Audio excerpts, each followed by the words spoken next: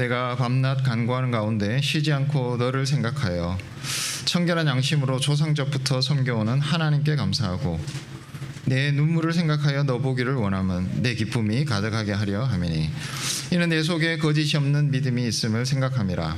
이 믿음은 먼저 내 외조모 로이스와 내 어머니 유니게 속에 있더니 내 속에도 있는 줄을 확신하노라.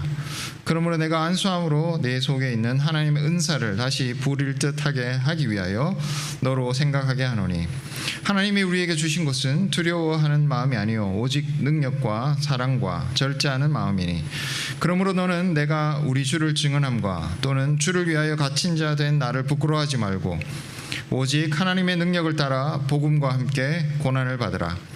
하나님이 우리를 구원하사 거룩하신 소명으로 부르심은 우리의 행위대로 하심이 아니요 오직 자기의 뜻과 영원 전부터 그리스도 예수 안에서 우리에게 주신 은혜대로 하심이라. 이제는 우리 구주 그리스도 예수의 나타나심으로 말미암아 나타났으니 그는 사망을 패하시고 복음으로써 생명과 썩지 아니할 것을 드러내신지라. 내가 이 복음을 위하여 선포자와 사도와 교사로 세우심을 입었노라. 이로 말미암아 내가 또 이 고난을 받되 부끄러우지 아니함은 내가 믿는 자를 내가 알고 또한 내가 의탁한 것을 그날까지 그가 능히 지키실 줄을 확신함이라. 너는 그리스도 예수 안에 있는 믿음과 사랑으로서 내게 들은 바 바른 말을 본받아 지키고 우리 안에 거하시는 성령으로 말미암아 내게 부탁한 아름다운 것을 지키라. 아멘. 기도하겠습니다. 하늘에 계신 우리 아버지 하나님, 주께서 말씀하시면서 우리에게 오셔서 이곳을 주관하시고 또 각 가정에서 말씀을 듣고 있는 모든 자들의 심령을 주관하셔서 오직 하나님 백성에 합당한 그런 사람들로, 인격들로 빚어 주시옵소서. 성령께서 일하여 주시옵소서. 예수님 이름으로 기도합니다. 아멘. 어린이 설교를 듣겠습니다.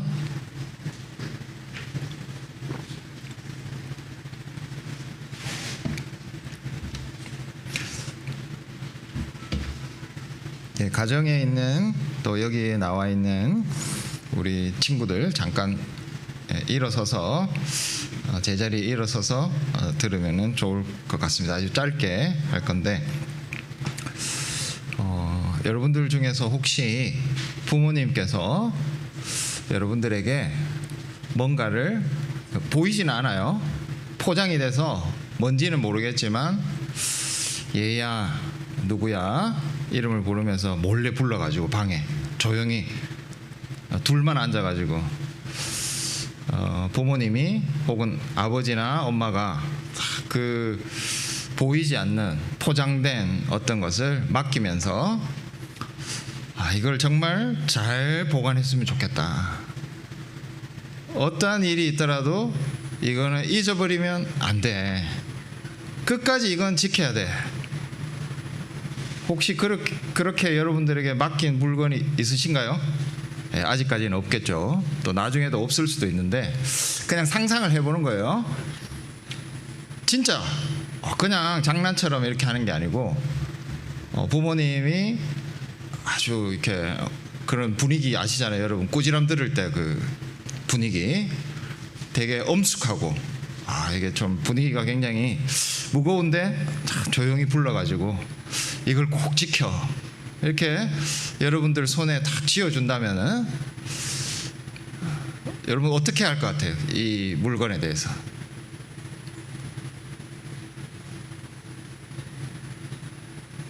모르겠다. 이거 내가 어떻게 이걸 지킬 수 있어? 그냥 어디에 툭 쳐박아 놓을 것 같아요?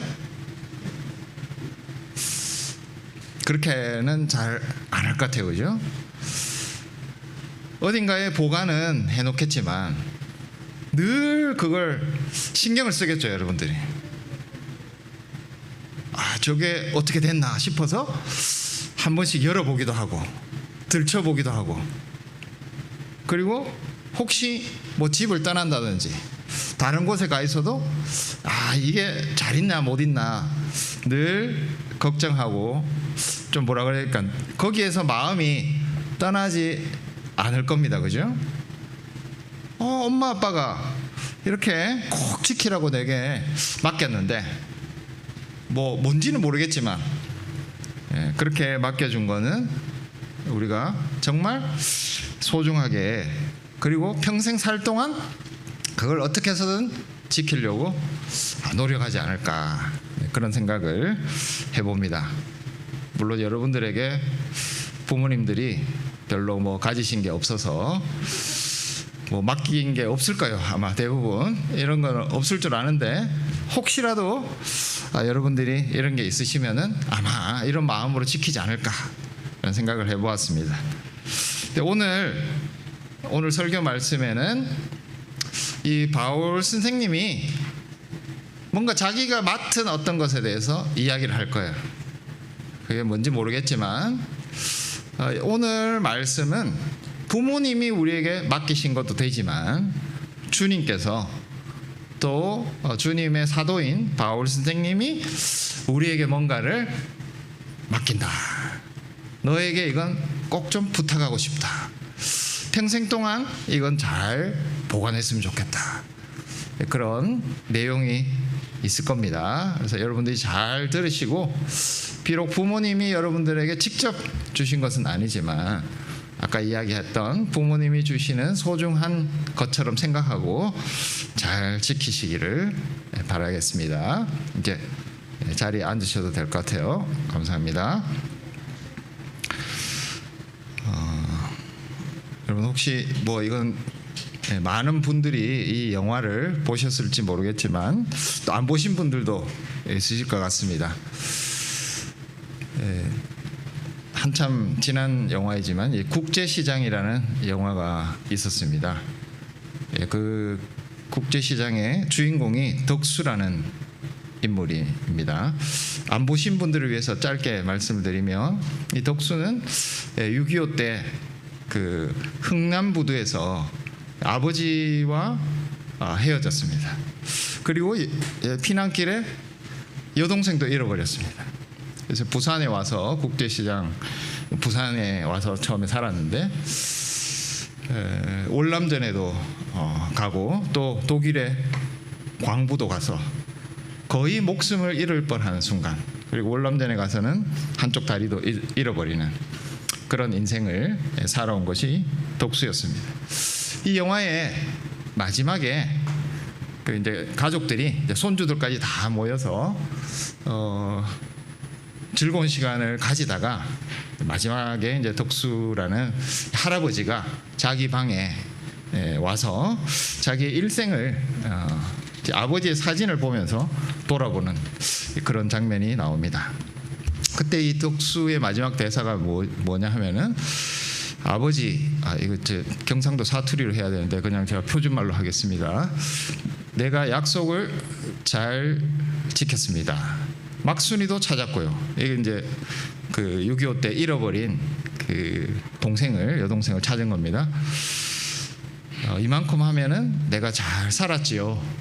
이렇게 말하는 장면이 나옵니다. 경상도 사투리가 궁금하신 분들은 영화를 직접 찾아보시면은 오리지널로 들을 수 있을 것 같습니다.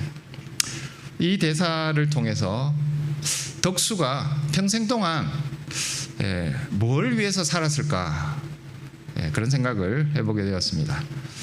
아버지께서 그 흥남부두에서 헤어지면서 그 아버지와 직접적으로 하진 않았지만 자기 마음속에 했던 약속, 아버지가 부탁한 그 가족, 어떻게 보면 이 덕수라는 한 사람의 인생은 아버지가 맡겨준 그 가족을 평생 동안 잘 돌보는 그 일을 위해서 평생을 살았다라는 것을 이 마지막 대사를 통해서 우리가 생각해 볼 수 있습니다. 자기에게 맡겨준 가족, 그것이 이 덕수라는 한 사람의 인생 전체를 우리가 생각해 볼 수 있는 이유였다. 왜 살았느냐? 그것은 아버지와의 이 약속, 그리고 아버지가 맡겨준 가족을 지키기 위해서라고 볼 수 있겠습니다. 오늘 우리가 읽은 이 디모데후서 말씀도 바울이 곧 죽음을 앞두고 그 죽을 때가 되었다는 것을 자기 스스로 느끼면서 에베소에 있는 교회에 쓴 그런 편지입니다. 그래서 디모데후서 4장 말씀을 보면은 바울이 이렇게 고백하는 말씀을 우리가 볼 수 있습니다. 4장 6절 말씀에 보면 전제와 같이 내가 벌써 부어지고 나의 떠날 시각이 가까웠도다. 나는 선한 싸움을 싸우고 나의 달려갈 길을 마치고 믿음을 지켰으니, 여기서 나의 떠날 시각이 가까웠도다, 이렇게 스스로 자기 인생의 마지막 순간이라는 것을 고백하고 있습니다. 그러면서 바울은 과연 무엇을 위해서 자신의 일생을 살았던가에 대해서 우리에게 가르쳐 주고 있습니다. 12절 말씀에 보면은 이런 구절이 나옵니다. 12절에 내가 의탁한 것을 그날까지, 여기서 내가 의탁한 것을 이렇게 되어 있는데 주어가 바울 스스로가 의탁한 것이다, 그렇게 되어 있습니다. 근데 원래 이 성경에 보면 나의 의탁한 것이라고 이제 소유격으로 되어 있는데, 이 소유격은 이제 두 가지로 해석할 가능성이 있기 때문에 나에게 맡겨진 것이라고 해석될 수도 있고 내가 맡긴 것이라고 그렇게 해석할 수도 있습니다. 앞서 나에게 맡겨진 것이라고 생각하면 첫 번째 해석이죠. 바울은 누군가에게서 뭔가를 맡아서 살았다는 것을 알 수 있습니다. 이것을 가장 잘 보여주는 것이 11절 말씀입니다. 내가 이 복음을 위하여 선포자와 복음 설교자와 사도와 교사로 세우심을 입었노라. 이것이 이 떠날 때가 가까운 바울이 평생 동안 내가 무엇을 위해서 무엇 때문에 살았는가를 잘 보여주는 구절입니다. 바울은 주님께서 맡겨주신, 주님에 의해서 맡겨진 것, 곧 주님의 복음, 그것을 맡아서 그것을 가르치고 또 선포하고 또 그것을 위해서 평생을 살았다라는 것을 우리는 알 수 있습니다. 어떤 순간에도 물론 뭐 딴 생각을 할 때도 있었겠고 여러 가지 어려움을 당하고 심지어는 죽음에까지 이르는 뭐 의식이 나가서 정신을 차리지 못하는 그런 순간도 있었겠지만, 어떻게 보면 바울 사도는 평생 동안 자기에게 맡겨진 것, 주님께서 바울에게 맡긴 그것만을 생각하고 살았다, 이렇게 바울의 인생을 생각해 볼 수 있을 것 같습니다. 이렇게 복음이라고 하는 바울에게 맡겨진 그것, 이미 바울은 에베소 교회 성도들에게 이 복음을 여러 번 전하고 말했을 것입니다. 디모데에게도 수차례 이 복음을 말하고 가르쳤을 것입니다. 그럼에도 불구하고 이 마지막 순간, 나의 떠날 기약이 가까웠다라고 생각하는 이 순간에 편지를 쓰면서도 바울은 다시 한번 이 복음에 대해서 또 이야기하고 있습니다. 그래서 오늘 본문 말씀에 8절, 10절, 11절 이렇게 세 번씩이나 복음이라는 단어를 바울은 다시 말하고 있고, 9절과 10절에 보면 이 복음의 내용을 또 한 번 그 내용 자체를 그냥 당신들이 잘 알지 않느냐 이렇게 생략하고 넘어가지 않고, 아니 내가 평생 동안 가르쳤는데 잘 알지? 그렇게 하지 않고 또 이 복음을 9절과 10절 말씀에서 말하고 있습니다. 9절 말씀에 보면은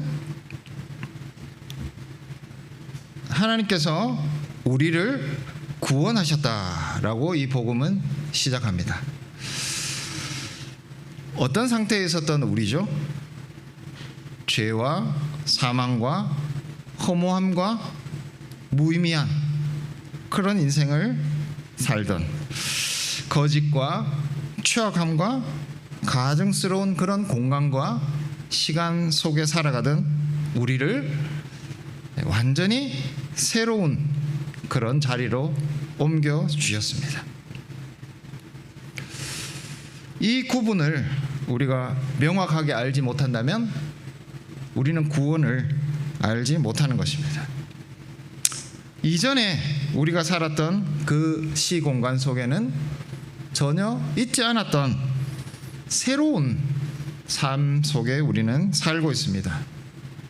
평안과 행복과 진실함과 그리고 정직함이 있는, 그리스도께서 열어주신, 그리스도께서 죽음과 부활을 통해서 우리에게 선사해 주신 그런 시간과 공간 속에 우리가 살아가고 있습니다. 우리를 구원해 주셨다. 두 번째는 거룩하신 부르심으로 부르셨다라고 말하고 있습니다. 하나님께서 우리가 먼저 하나님을 찾아온 것이 아니라 하나님께서 계속해서 우리를 불러주셨습니다. 그런데 그 부르심을 바울 사도는 거룩하신 부르심이다.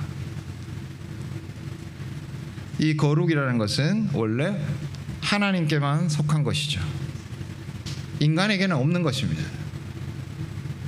우리로서는 생각할 수 없는 그런 거룩으로 하나님께서는 우리에게 계속해서 부르십니다. 지금 우리의 상태에 머물러 있도록 하신 것이 아니라 끊임없이 진정한 거룩한 자가 될 수 있도록 하나님만이 가지신 그런 경지에 우리를 끊임없이 이끌어 가시도록 그렇게 하나님께서 우리를 지금도 거룩하신 부르심으로 부르고 계십니다. 그렇기 때문에 우리는 단지 죄와 사망과 가치 없음과 허무와 그리고 아무 무의미한 삶으로부터 건져냄을 받았을 뿐만 아니라 그 상태에 머물러 있는 것이 아니라 더 높은, 전혀 우리가 상상할 수 없었던 거룩이라고 하는 하나님만이 가지신 그런 세계로 끊임없이 하나님께서 부르고 계신 그런 복음을 계속해서 듣고 있습니다. 9절에서는 주어가 하나님입니다. 하나님이 우리를 구원하셨고 하나님이 우리를 거룩하신 부르심으로 부르고 계시다. 그러나 10절에서는 예수님을 이야기합니다. 복음은 예수님 안에서 우리에게 다시 다가오고 있습니다. 10절 말씀에 보면은 우리 구주 그리스도 예수의 나타나심을 이야기하고 있습니다. 복음은 무엇보다도 예수님께서 우리에게 직접 나타나신 것입니다. 예수님은 우리와 똑같은 몸을 입고 이 땅에 자기를 나타내셨습니다. 디모데전서 3장 16절에 예수님의 성육신이 곧 자기 자신을 나타내신 것이라고 말하고 있습니다. 예수님은 부활 후에도 제자들에게 나타나셨고 그리고 마지막 날에 재림하실 때 또한 우리에게 나타나실 것입니다. 지금 우리가 살아가고 있는 이 복음과 복음이 전해주는 모든 곳에는 예수님 그분 자신이 자기를 나타내고 계십니다. 디모데후서 바로 뒤에 있는 디도서 말씀이 있습니다. 디도서 1장 3절 말씀 제가 읽겠습니다. 디도서 1장 3절 자기 때에 자기의 말씀을 전도로 나타내셨으니 이 전도는 우리 구주 하나님이 명하신 대로 내게 맡기신 것이라. 자, 여기에는 예수님께서 전도로 나타내셨다 그렇게 되어 있습니다. 하나님의 복음 말씀, 그것을 복음 설교를 통해서 나타내셨다라고 말하는 것입니다.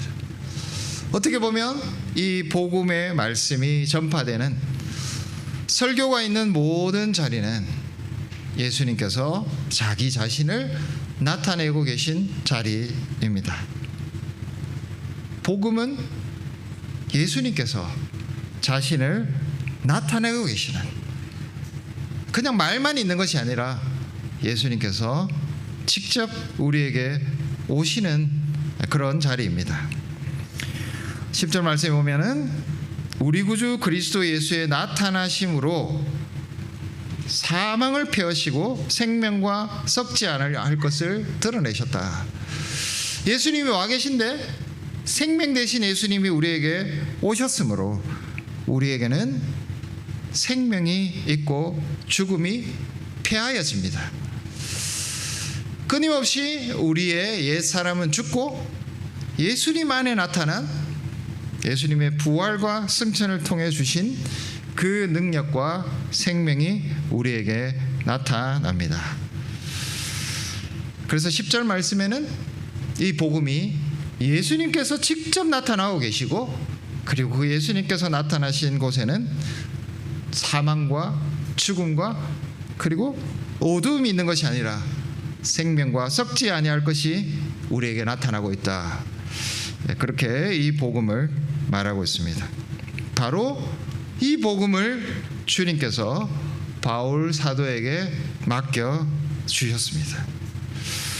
그래서 바울은 자기 자신에게 나타난 하나님께서 행하시고 그리스도가 직접 나타나셔서 보여주신 이 복음을 맡았기 때문에 그 맡은 것을 지키고 그것을 자기 자신에게 보물과 같이 소중하게 여기면서 평생을 살았던 것입니다.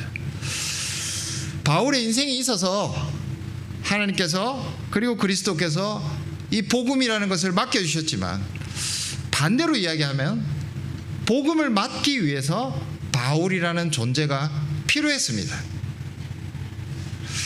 이 복음이 먼저 있었고 이 복음을 하나님께서 이 땅에 전하시기 위해서 바울이라는 존재를 부르셨던 것이죠.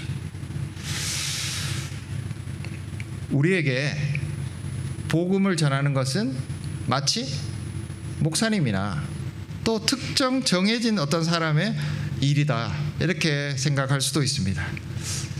여러분, 그렇지 않습니다. 이 복음은 우리 모두에게, 또 우리 관악교회에 맡겨 주신 것입니다. 우리가 존재하는 이유는 우리가 있어서 복음을 전하는 것이 아니라 복음을 맡겨 주시기 위해서 우리 교회를 세워 주신 것입니다. 복음을 우리에게 맡기셔서 이 땅에 말할 수 없는 하나님이 행하신 이 일과 그리스도의 나타나심을 드러내기 위해서 우리라는 인생을 이 땅에 태어나게 하신 것입니다.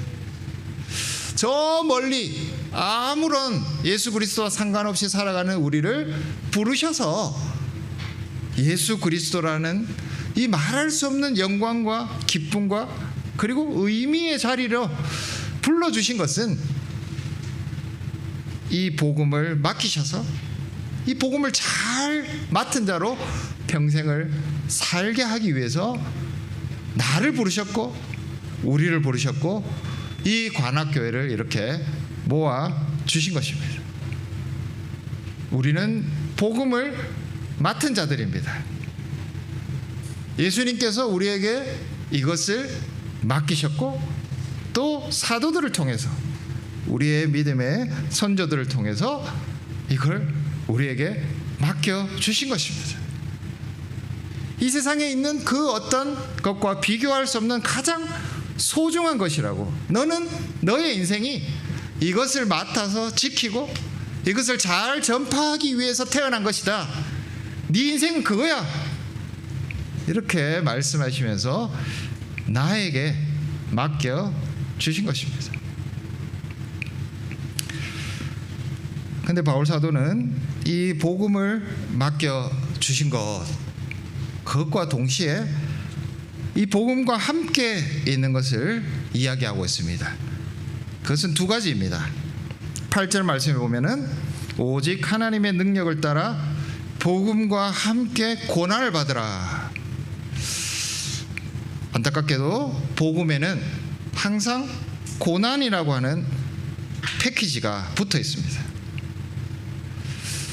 참 영광스러운 복음만 우리가 맡아가지고 있으면 좋을 것 같은데 그걸 맡은 자들은 항상 이 복음과 함께 고난을 받도록 되어 있습니다. 12절 말씀에도 바울 사도가 이로 말미암아 내가 또 이 고난을 받되라고 되어 있습니다. 우리가 잘 아는 바울 사도의 일생은 어떻게 보면 고난과 무관하게 고난 없이 살 수 있는 인생이었지만 일부러 고난을 받았습니다. 그 고난은 맡겨주신 복음에 신실하게 살아가다 보니까 생긴 것입니다. 주님께서 맡겨주신 그것을 지키기 위해서 당한 것입니다. 만약에 이 복음을 버렸다면 바울은 고난도 받지 않았을 것입니다. 복음과 함께 받은 패키지와 같은 고난, 그것이 있을 때 우리는 복음을 맡은 자로서 증거가 있는 것입니다. 이 복음 말씀을 잘 지키고 이것대로 살아가기 위해서 고난이라고 하는 것은 필수 패키지이기 때문에 힘듦이 있을 때 우리는 오히려 기뻐할 수 있습니다. 왜냐하면 진짜 복음 맡은 자라는 증거가 이 고난 속에 있기 때문입니다. 이 복음과 함께 또 하나의 패키지가 있는데 그것은 부끄러운 것입니다. 12절 말씀에 이 고난을 받되 부끄러워하지 아니함은 이라고 되어 있습니다. 어떻게 보면 복음이라고 하는 것은 부끄러운 것입니다. 십자가는 명예롭지 못했습니다. 거기에는 무기력이 있었고 능력이 없었습니다. 바울이 전하는 부활의 능력은 이 세상에 있는 사람들이 드러내는 권세와 너무 달랐습니다. 지혜롭지도 않았습니다. 매우 어리석게 보였습니다. 십자가를 보면서 아름답다 그렇게 생각하는 사람은 없었을 것입니다. 그리고 그 십자가에는 참 비참함이 있었지 평안도 느껴지지 않았습니다. 능력, 지혜, 아름다움, 평안함. 많은 사람들은 이런 것들을 찾고 싶어 합니다. 권세가 있어서 내가 원하는 어떤 것이든지 이루고 싶어 합니다.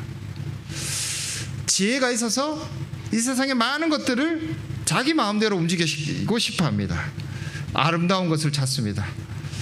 진짜 내 삶을 안정되게 만들어주는 그 많은 것들을 구해서 걸어가고 있습니다. 근데 십자가는 그렇게 우리가 구하는 능력과 지혜와 아름다움과 평안과는 전혀 거리가 멀어 보였습니다. 그래서 그것을 추구하는 사람들은 부끄러움을 당할 수 있었습니다. 왜 저렇게 의미 없고 쓸모없어 보이는 것을 따라서 추구할까라는 매우 어리석고 이 세상에 살기에는 매우 합당하지 못한 그런 사람들로 비춰졌습니다. 그러나 바울 사도는 이야기합니다. 복음을 가진 자는 부끄러워하지 않아야 한다고. 어떻게 보면 매우 부끄러운 십자가의 복음을 가지고 이 세상에 살아가지만 절대 그것을 불명예나 수치나 저주로 여겨서는 안 된다는 것입니다. 고난과 부끄러워함은 어떻게 보면 이 십자가의 복음과 동반되는 패키지와 같은 것이었습니다. 그러나 복음을 가진 자의 증거입니다. 고난받을 때, 또 어떻게 보면 이 세상이 우리를 향해서 지혜롭지 못하고 능력이 없다고 손가락질할 때, 그것은 우리가 복음을 가지고 있다는 증거로 나타나는 것입니다. 바울 사도는 이 복음을 잘 지켰을 뿐만 아니라 이제 디모데에게 그것을 부탁한다 라고 이야기합니다. 아까 12절 말씀에 또한 내가 의탁한 것을 이라고 했는데, 이것을 제가 이제까지는 바울 사도가 맡은 것이라고 그렇게 해석을 했습니다. 그러나 이제 이 바울 사도는 자신이 그것을 디모데에게 다시 부탁한다 라고 말하고 있습니다. 디모데전서 바로 앞에 있는 말씀이죠. 6장 20절 말씀에 보면, 마지막에 보면은 디모데야, 망령되고 헛된 말과 거짓된 지식의 반론을 피함으로 내게 부탁한 것을 지키라. 이제 바울이 디모데에게 자기가 맡아서 살아온 이것을 맡기고 있습니다. 자, 그것을 맡기면서 바울 사도가 매우 어려운 어떤 이야기를 하는데, 13절 말씀에 내게 들은 바 바른 말을 본받아 지키고 라고 되어 있습니다. 정확하게 이야기하자면 바른 말씀들이라는 모범을 소유하라, 이런 굉장히 어려운 구절입니다. 그냥 나를 본받아라 이렇게 하면 간단한데, 그렇게 말하지 않고 바른 말씀들이라는 모범을 네가 소유해라, 이렇게 바른 말씀들을 여기서 끼워 넣어서 설명하고 있습니다. 디모데가 바울이 맡긴 것을 따르는 것은 두 가지 면이 동시에 있습니다. 첫 번째는 바울이 맡긴 그 말씀 자체를, 바른 말씀들 자체를 잘 보관하는 것입니다. 그렇게 하면서 동시에 바울이라고 하는 모범을 따르는 것입니다. 자, 이게 참 어렵죠. 왜냐하면 말씀도 잘 지켜야 되는데 동시에 바울이라고 하는 자기 이 복음을 맡겨준 사람의 모델도 잘 따라서 살아야 한다는 것입니다.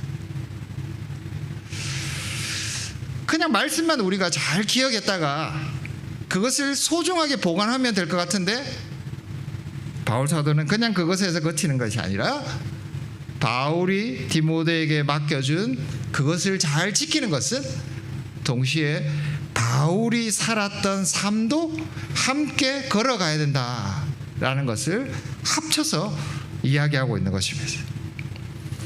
바른 말씀들이라는 모범을 네가 소유해라. 이 말씀 속에는 바울이 맡겨준 그 말씀도 잘 지키고 가르쳐야 하지만, 바울의 인생에서 닥쳤던 모든 고난과 불명예와 부끄러워함도 함께 걸어가야 한다는 것입니다. 바른 말씀들과 이런 삶의 어려움이 동반되었기 때문에, 그게 같은 패키지이기 때문에 디모데는 이 둘을 같이 소유하고 바울과 같은 삶의 길을 함께 걸어야 된다.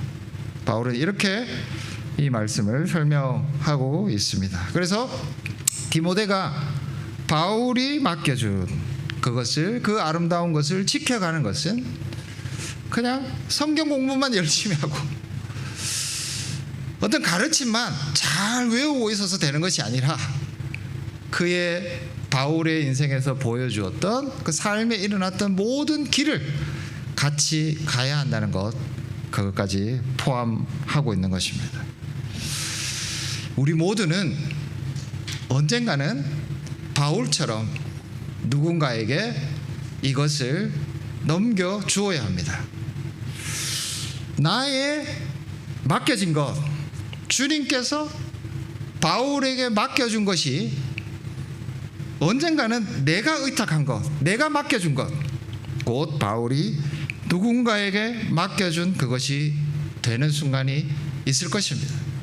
아니, 우리가 교회를 이루어서 함께 걸어가고 있는 것은 끊임없이 옆에 있는 형제 자매들에게 나에게 맡겨진 것을 내가 맡기면서 걸어가는 길입니다. 우리의 삶은 혼자이지 않습니다. 우리의 삶의 길은 끊임없이 주님이 내게 맡겨주신 것을 지키면서 동시에 옆에 있는 형제 자매들에게 그것을 맡기면서 걸어가는 것입니다. 여러분, 우리가 말로 구체적으로 이 복음을 다시 말하지 않지만 우리의 인생 자체가 내가 맡은 것을 내가 맡기는 그런 인생을 살아가는 것이죠. 옆에 있는 형제 자매들의 의미는 내가 그에게 끊임없이 맡은 복음을 넘겨주면서 서로 넘겨주면서 살아가는 것입니다. 그래서 언젠가는 우리는, 아니 지금 이 순간에도 우리는 항상 나에게 맡겨진 그것을 내가 맡기면서 그 형제에게 전하고 넘겨주고 부탁하면서 걸어가는 것입니다. 가정에서도 마찬가지입니다. 부모와 자녀의 관계는 1차적으로 부모가 맡겨주신 것을 자녀에게 계속해서 넘겨주는 것입니다. 소중하게 잘 보관한 것을 자녀에게 맡겨서 그 자녀에게도 하나님께서 뜻하시는 이 복음이 꽃필 수 있도록 끊임없이 맡기는 것이죠. 개인적으로 이 막중한 임무를 생각했을 때 바울처럼 바른 말씀들이라는 모범을 소유하라 라고 감히 내가 누구에게 권면할 수 있을까, 그런 고민을 하게 됩니다. 제 스스로 이 맡겨진 복음을 잘 지키고 있는가, 거기에 대해서 우리는 참 확신하기가 힘듭니다. 이 자리에 나와 있지만 우리는 정말 복음을 잘 알고 있는지, 그리고 이 복음이 우리에게 전해준 이 삶 속에, 이 시공간 속에 성실하게 살아가고 있는지, 아니면 여전히 어둠과 무가치함과 무의미함과 허무한 가운데 우리의 인생이 놓여 있는지 여전히 우리는 불안합니다.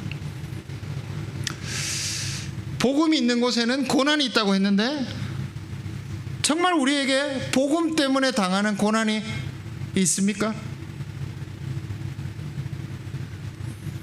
우리에게 주신 이 삶을, 이 복음을 지켜가기 위해서 고난 당하기보다 우리는 이 고난을 피해 우리에게 이익이 되는 길만을 쫓아가는, 저의 삶에, 저의 마음속에 이런 생각은 없는지, 나아가서 복음이 전해지는 교회, 그리고 그 복음 자체를 부끄러워하지 말라고 했는데 오히려 교회가 세상의 수치가 되고 있지는 않는지, 하나님 나라와 그리스도의 이 비밀을 이 땅에 드러내라고 세우신 교회가 오히려 세상으로부터 수치스러운 존재가 되고 있지는 않은지, 이 모든 것을 생각했을 때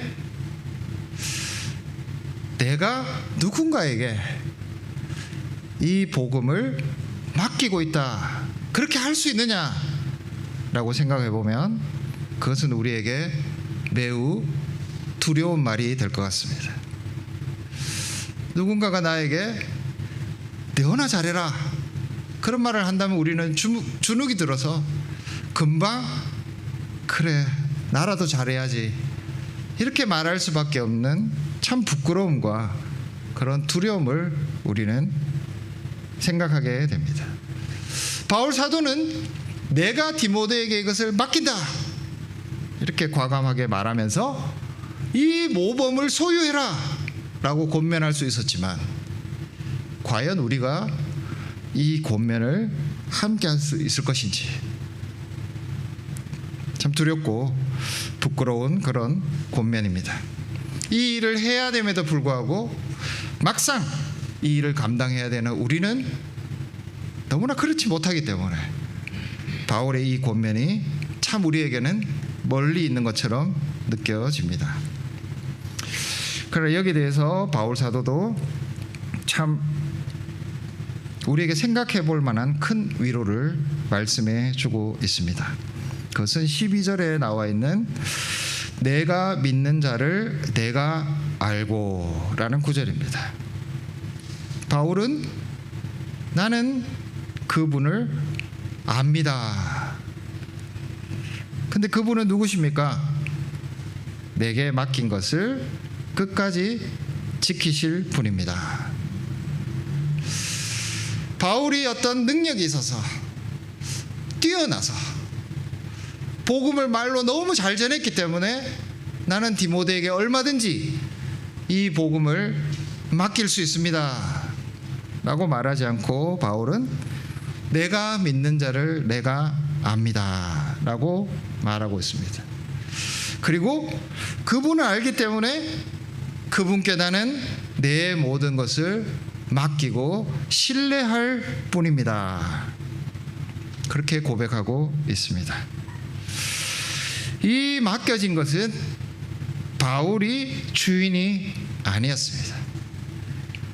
바울에게 맡겨주신 바로 그분이, 바울이 알고 있는 바로 그분이 이것을 끝까지 지켜가실 분이기 때문에 바울 사도는 자신의 어떤 은사나 능력을 신뢰하는 것이 아니라 그분만을 신뢰한다, 그렇게 고백하고 있습니다. 내가 어떤 능력이 있어서 이것을 다른 사람들에게 다시 맡길 수 있는 것이 아니라 나에게 맡겨주신 그분이, 그리고 나는 그분을 너무나 잘 알기 때문에 그분이 맡겨주신 것을 변함없이 또 지키시고 다른 자들에게 넘겨주실 것이기 때문에 그것을 신뢰해서 바울은 과감하게 내가 맡은 것을 내가 다른 사람에게 맡깁니다. 디모데야, 바른 말의 모범을 네가 소유해라, 그렇게 말할 수 있었다는 것입니다. 예수님께서는 맡겨주시고 먼 길을 떠나신 분이 아닙니다. 다시 잠깐 그 영화 이야기를 하면 그 덕수의 아버지는 그냥 흥남부두에서 사라졌습니다. 어떻게 보면 덕수의 마음속에는 있었지만 실제로는 존재하지 않았습니다. 예수님은 그런 분이 아닙니다. 맡겨주신 그분이 끝까지 지켜가시고 끝까지 그 일을 이루시는 분입니다. 우리가 그분을 안다면, 그분을 신뢰한다면, 그리고 그분이 이 일을 이루어 가시고 계시다는 증거를 우리가 안다면 그것을 신뢰하면서 걸어갈 수 있을 것입니다. 이 자리에서 피하고 싶을 것입니다. 내가 남에게 과연 무언가 맡길 수 있을까? 내가 가진 것도 별로 없는데. 그러나 바울 사도는 우리가 먼저 맡겨주신 분을 신뢰하라고 이야기하면서 동시에 이 책임으로부터 결코 벗어나지 말라고 우리를 권면하고 있습니다. 오늘 우리가 읽은 본문 말씀에 보면은 모두 단수 대명사를 쓰고 있습니다. 나와 너만 있습니다. 우리가 없습니다. 바울과 디모데 1대1, 내가 너에게 라는 이 단수 인칭 대명사만 나와 있습니다. 네가 할 수 있는 일이 아닙니다. 우리가 할 수 있는 일이 아니라 네가 해야 된다. 바울인 나가, 디모데인 너에게 하는 일입니다. 그래서 우리는 이 책임으로부터 결코 집단 속으로 피할 수 없습니다. 이 관악교회 안에서 누가 하지 않으면, 내가 하지 않으면 누군가 하겠지. 목사님이 하시겠지. 아니면 교회에 여러 좋은 일들 많이 하시는 분들이 하시겠지. 그렇게 되어 있지 않고 나와 너로 바울은 계속해서 이야기하고 있습니다. 내가 해야 합니다. 그리고 내가 구체적인 존재인 너에게 끊임없이 해야 합니다. 할 수 없는 능력과 연약한 가운데 있지만 나는 너에게, 바울은 디모데에게 1대1로 내가 너에게 맡긴다고 그렇게 이야기했듯이 우리는 나라는 구체적인 이 인격에 의해서 너라는 구체적인 다른 인격에게 이것을 맡겨야 합니다. 마지막으로 이 일은 우리에게만 있었던 일은 아닙니다. 바울 사도는 오늘 1장 3절 말씀에 보면 조상을 이야기합니다. 조상을 왜 갑자기 이야기할까요? 믿음의 선조들입니다. 많은 증인들이 있었습니다. 고난이 있었고 참 부끄럽고 불명예로 여겨지는 길을 걸었지만 넘겨주고 넘겨왔던 믿음의 선조들을 바울 사도는 여기서 언급합니다. 그 선조들이 잘났다, 그 선조들은 너무 위대했어가 아니라 그들 속에 지금 바울 사도가 알고 있는 바로 그분, 확실히 지켜가실 것을 신뢰하고 있는 그분이 그때도 일하셨다는 사실을 상기시켜 줍니다. 또 구체적으로 디모데의 외할머니와 어머니를 이야기합니다. 먼 조상이 아니라 지금 우리 시대에 같이 호흡하고 있었던 바로 그 두 분의 어머니, 이 구체적인 인물을 통해서 디모데에게도 맡겨진 것이 있었다는 것을 바울 사도는 상기시켜 줍니다. 우리 주님께서는 여기에서뿐만 아니라 시간을 초월해서 맡고 맡기시는 일을 해오셨습니다. 지금 당장 살아있는 우리의 믿음의 선배들, 지금 우리와 함께 하고 있는 그 믿음의 사람들을 통해서 우리가 맡아서 존재하고 있는 것입니다. 우리 스스로가 이제 너의 외조모, 너의 어머니, 그런 존재로 구체적으로 존재해야 된다는 것을 말하고 있습니다.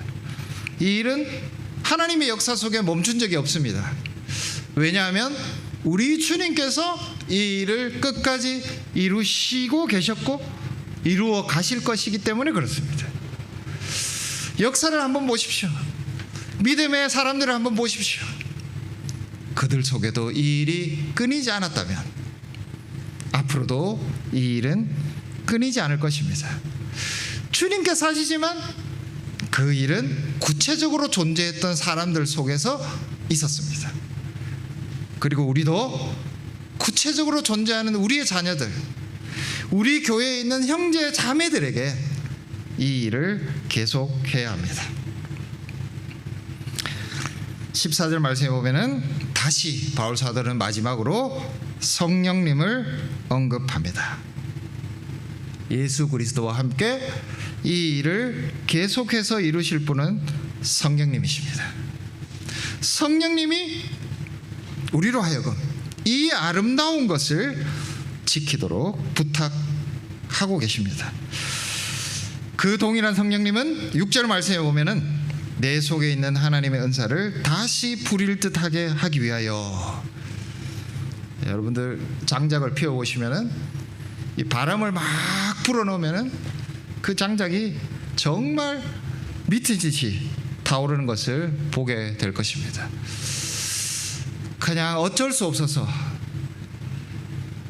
못 내키지만 겨우겨우 하는 일이 아니라 성령님은 우리로 하여금 우리의 심령을, 우리의 인격을 이렇게 바람으로 불어넣으셔서 활활 불타오르도록 만드시고 그것을 통해서 끊임없이 맡기시는 일을, 이 아름다운 것을 지키는, 그리고 이 아름다운 것을 계속해서 맡기는 그 일을 이루어 주실 하나님이십니다.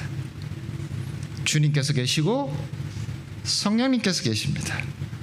주님께서 이 일을 끝까지 이루어 가시고 더구나 우리를 정말 불과 같이 활활 타오르게 하셔서 많은 은사들을 통해서 옆에 있는 형제 자매들에게 우리에게 맡긴 바 된 이것을 맡기는 그런 역사를 성령님께서 함께 이루어 가실 것입니다. 기도하겠습니다. 하늘에 계신 우리 아버지 하나님, 주님께서 우리에게 맡겨주신 것, 우리는 그것을 맡았기 때문에 이것을 맡기 위해서 우리의 인생이 존재하였습니다. 그리고 지금도 우리는 이 땅에서 주님의 아름다운 이 복음을 지키고 드러내고 선전하기 위해서 우리의 인생이 있습니다.